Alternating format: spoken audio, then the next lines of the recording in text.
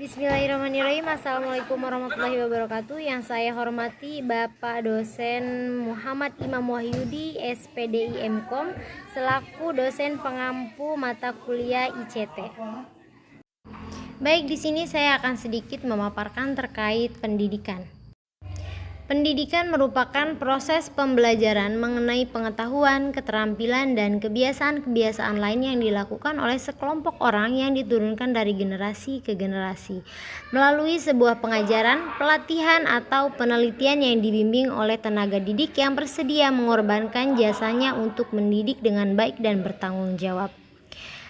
Pendidikan selalu identik dengan guru dan siswa, di mana pendidikan merupakan hal yang memang dianggap penting di dunia, karena di dunia ini membutuhkan orang-orang yang memiliki pendidikan supaya bisa mengembangkan budaya, potensi, kecerdasan untuk membangun negara yang maju.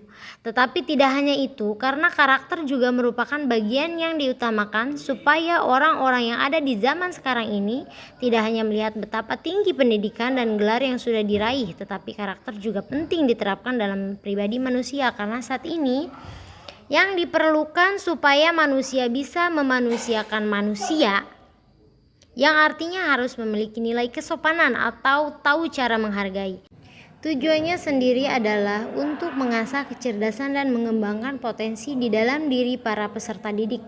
Dengan pertumbuhan kecerdasan dan potensi diri, maka setiap anak bisa memiliki intelektual yang baik dan kekreatifan yang memadai, serta menjadikan anak memiliki kepribadian yang baik, mandiri, dan menjadi anggota masyarakat yang berguna.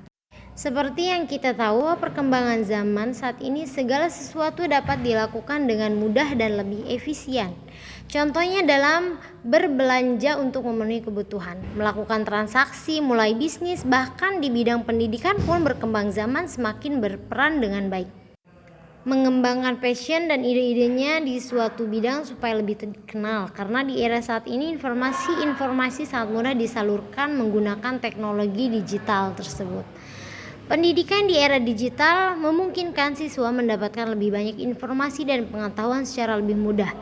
Mengingat pada zaman dahulu untuk mengakses jurnal atau materi-materi yang akan digunakan untuk pembelajaran sangat terbatas dan biasanya harus datang ke perpustakaan mencari sumber-sumber yang teryakini dan akurat guna membantu mempermudah memahami materi yang akan dijelaskan pada saat pembelajaran berlangsung. Dan dapat kita rasakan bahwa proses pembelajaran di era dulu dan sekarang sangat jauh berbeda. Saat ini memang banyak tercipta media pembelajaran yang menarik supaya mahasiswa tidak jenuh dalam belajar. Seperti kita ketahui bahwa saat ini sistem pendidikan harus senantiasa menyesuaikan dengan perkembangan teknologi yang ada, supaya pendidikan bisa menjadi wadah yang baik bagi pembentukan karakter seorang peserta didik. Karena teknologi digital sangat berpengaruh terhadap perubahan perilaku seseorang dalam mencari, mengolah, dan menyampaikannya kembali kepada orang lain. Hal ini perlu adanya bimbingan supaya energi yang keluar dari efek perkembangan zaman adalah energi yang positif dan berdampak baik bagi sesama. Mungkin hanya itu yang bisa saya paparkan, kurang lebihnya mohon maaf. Wallahul muwaffiq ila aqwamit thoriq. Wassalamualaikum warahmatullahi wabarakatuh.